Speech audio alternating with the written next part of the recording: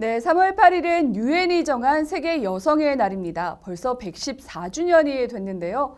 사회적 약자로 여겨졌던 여성들의 삶은 조금 더 나아졌을까요? 지역 현안을 살펴보는 이슈 플러스, 이번 시간에는 춘천 여성회 지은희 대표 모시고 이야기 나눕니다.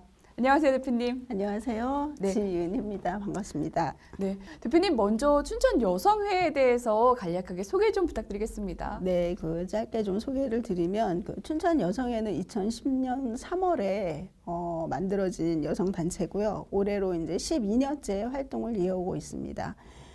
여성주의 시선으로 지역에서 성평등을 실현하기 위해서 확장하는 활동을 놓치지 않고 있습니다. 춘천 여성회의 활동에서 가장 중요하게 생각하는 것은 여성의 자조입니다. 스스로의 삶의 주체가 될 수 있는 내적인 힘을 키워주는 것이 저희 활동의 목표입니다. 네, 여러 가지 말씀해 주셨고 또 세계 여성의 날도 비슷한 의미일 것 같습니다. 성평등의 의식을 좀 높이자는 취지가 아닐까 생각이 드는데요. 세계 여성의 날 좀 막연한 분들도 있으실 것 같습니다. 세계 여성의 날에 대한 취지나 의미에 대해서도 설명을 좀 해주실 수 있을까요? 예, 세계 여성의 날은 다들 아시다시피 독일의 공산주의자였던 클라라 제트킨이라는 분이 제안을 하셨어요. 덴마크 코펜하겐에서 열렸던 포럼에서 제안을 하셨고 그 자리에 이제 참석했던 100여 개국의 여성분들이 만장일치로 그래 만들자 해서 이 날이 제정이 되었습니다. 근데 이제 이분들이 이런 날을 제정하게 된 데에는 19세기 초 미국 여성 노동자들의 지난한 투쟁이 있었습니다. 여성 인권이나 권리 관련해서는 사실 그냥 얻어지는 부분이 없지 않습니까? 잘 아시다시피. 그래서 여성 노동자들이 힘겹게 싸워서 일궈낸 소중한 기념일이라고 말씀드리고 싶습니다. 네. 올해가 벌써 114주년이 됐다고 들었고요. 네. 일부 국가에서는 이날을 국가 공휴일로 지정하는 국가도 있다고 들었고 시간은 적지 않았는데 대표님이 느끼시기에 그 기간 동안에 여성의 인권은 좀 나아졌을까요? 사실 보면 여성 시민으로서의 어떤 여성 참정권이나 임금 관련된 부분을 빼놓고 여성 인권을 말하기는 참 어렵거든요. 여성 인권 관련해서도 보면은 지금 프랑스 혁명 이후에 서구의 같은 경우는 참정권이 주어졌던 게 흑인 남성들이었어요. 여성은 완전히 배제돼 있었죠. 그러면서 이제 지난한 투쟁을 통해서 여성이 프랑스에서도 참정권을 얻은 게 1944년으로 기억을 합니다.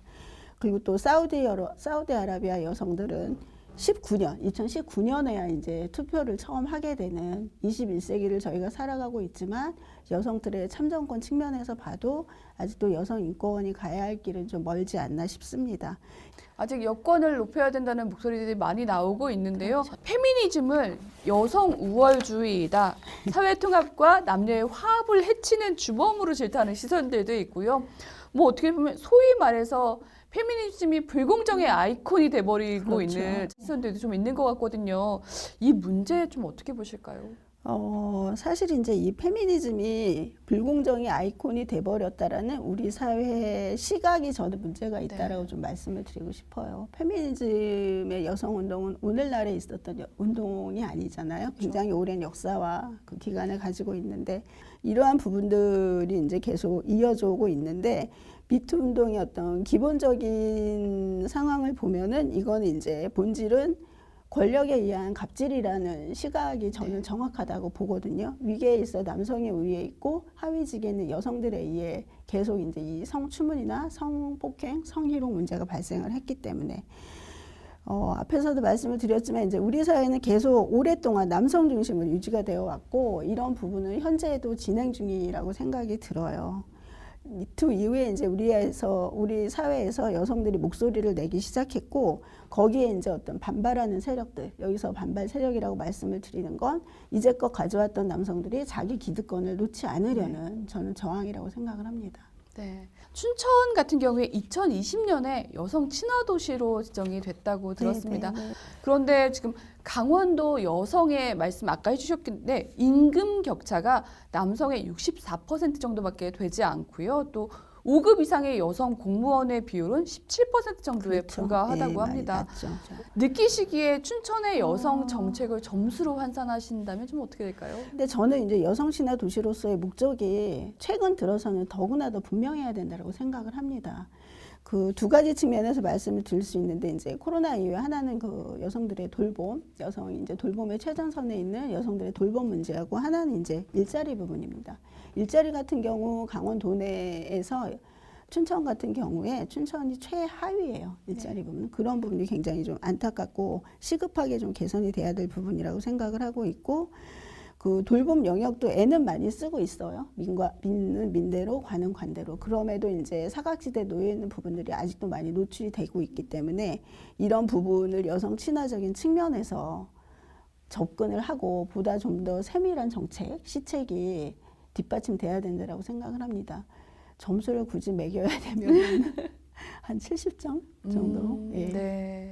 줄 수 있을 것 같습니다. 실질적으로 여성들이 이 춘천은 여성 친화되고 나서 이게 너무 좋아졌어, 뭐 안전해졌어, 편안해졌어 이런 체감이 될 때까지는 행정의 노력이 굉장히 많이 수반돼야 된다고 봅니다. 네. 저희가 돌봄이나 경력 단절의 문제를 여성 문제로 빼놓을 수 없는 부분이기 그렇죠. 때문에 네. 그런데요. 자, 지난해 춘천의 출생률이 0.9%로 역대 예, 최저라고 최저였었죠. 들었습니다. 이게 예전에는 제가 듣기에 출산율이라고 표현을 했었는데 이 또한 여성의 잘못처럼 치부될 수 있어서 이젠 출생률이라고 지칭을 하더라고요. 네. 그런 부분들도 그렇고 이런 출생률의 문제에 대해서 점점 줄어드는 것, 또 결혼을 하든 안 하든 출산을 하고 싶지 않다고 하는 여성들도 늘어나고 있잖아요. 그렇죠. 네. 이런 문제에 대해서는 좀 어떻게 생각하실까요? 사실 이제 2020년도를 살아가고 있는 청년 세대는 다들 인지를 하고 계시겠지만 저희가 살았던 세대와는 너무 다릅니다. 너무 많은 경쟁에 노출되어 있고 그 경쟁을 뚫고 나와서 자기 삶을 하나 버텨야 돼요. 개인적으로. 그런 부분들이 너무 버거운 거죠. 청년들로서는. 여성 청년이나 남성 청년이나 저는 그게 다르지 않다라고 보고요. 그런 부분에 있어서 그들이 안심하고 결혼을 하고 아이를 낳아서 잘 기를 수 있는 어떤 사회적 토대들, 환경들을 만들어주는 게 저는 굉장히 중요하다라고 생각을 합니다. 그렇지 않고서 너는 왜 결혼을 안 하니? 라는 질문은 참 가혹한 질문이라는 생각이 좀 듭니다. 그러니까 결혼을 하지 않고 출산율이 낮아지는 것이 이제 그 개인의 문제를 넘어섰잖아요. 사회적 문제로 이제 너무 크게 부각이 되고 있기 때문에 그 출산율을 올리기 위해서는 단순히 뭐 출산 장려금을 지급하는 그런 미봉 체계에 지나지 않는 정책을 펼 것이 아니라 출산 환경을 차근차근 만들고 아이를 잘 기를 수 있는 또 보육의 환경, 또 일자리의 환경, 돌봄 환경을 잘 갖춰 나가야 된다고 생각합니다. 네. 여성들이 조금 더 스스로 자기 삶의 주체가 돼서 살기를 원하기 때문에 여성의 활동을 더 적극적으로 하고 계신 것 같은데요. 맞습니다. 네, 이런 활동을 위해서 전국 최초로 여성 협동조합이 춘천에 설립이 됐다고 들었습니다. 마더센터라고 들었는데요. 맞습니다. 이 마더센터는 정확히 좀 어떤 곳일까요? 마더센터는 2013년도에 춘천 여성회 회원들과 지역의 이제 동네 엄마들이 모여서 만든 여성 협동조합입니다. 초기에는 마을 기업으로 시작을 했고요. 지금은 이제 9년차 운영하면서 사회적 기업으로 발돋움을 했습니다. 우리식의 마더센터를 만들어야겠다. 우리 실정에 맞는. 그러면서 돌봄에 좀 시선을 돌렸었고 이제 그 아이들과 엄마들이 편하게 올 수 있는 북카페를 만들었어요. 처음에. 그러면서 이제 조합원을 받았죠. 월 1만 원에 그 출자만 하면 조합원을 만들 수 있다 해서 현재는 저희가 9년째 운영을 하고 있고 그 밴드로 소통을 하고 있는데 밴드 내 마더센터 조합원은 한 400여 명 가까이 들어와 있습니다. 네. 궁금해 하실 것 같은 게 마더센터는 엄마만 가입할 수 있는 건지 아니면 여성에는 정말 여성만 가입할 수 있는 건지도 궁금해 하실 것 같고요. 이런 가입 조건이라든가 참여 자격이 있다면 어떤 게 있고 또 활동할 수 있는 프로그램도 관심사 있으신 것도 있을 것 같습니다. 어떤 게 좀 있을까요? 우선 자격을 말씀드리면 여성이건 남성이건 관여하지 않습니다. 개의치 않고요. 여성애가 추구하는 가치나 철학, 운동성으로서 나가고자 하는 방향에 동의하시는 누구든지 저희는 문을 열어놓고 회원으로 받고 있습니다. 그러면서 이제 밴드에 들어오셔서 정보도 얻고 커뮤니티 활동도 이어가시면 되고요. 저희 사업은 어르신들 모시고 각종 프로그램도 진행하고 그 반찬 나눔도 해드리고 올해는 약간 사업 내용이 달라지긴 했는데 이같이 이제 마을에 기반한 활동들을 이어가고 있고요. 끝으로 앞으로의 활동 계획이 있으시다면 어떤 게 있는지 또 마무리 인사와 같이 부탁드리겠습니다. 올해는 이제 마더센터가 후평동에서 북카페 살림과 함께 운영해 온 지 9년 차가 됩니다. 근데 이제 저희가 그 공간 이전을 좀 계획을 하고 있고요. 사실 이제 코로나 들어서면서 돌봄이나 기후위기 관련된 굉장한 그 위기 의식들이 많이 이렇게 있잖아요. 그래서 그 관련해서 이제 후평동에서 전환마을을 좀 만들어 볼까 고민합니다. 에너지나 뭐 생태 텃밭, 그 돌봄 여러 가지 의제들 지역에서 네트워킹해서 함께 할 수 있는 어떤 단위들 한살림이나 생협 다 묶어가지고 어떤 지역에서 실질적인 마을 공동체를 실현해 보려고 준비를 하고 있습니다. 그 백지장도 맞들면 낫다고 하는데 개인의 어려움을 혼자 풀려고 하지 마시고 공동체의 문을 반드시 두드려 주시기를 부탁을 드립니다. 알겠습니다. 고맙습니다. 감사합니다. 네. 네, 저희는 보이지 않는 장벽을 유리천장이라고 부르기도 합니다. 인종과 성별 등의 관계없이 모두가 공정한 기회를 얻고 주체적인 삶을 살아갈 수 있는 사회가 되기를 기대해 보겠습니다. 이슈플러스 이번 시간에는 춘천 여성회 지은희 대표와 이야기 나눴습니다. 고맙습니다.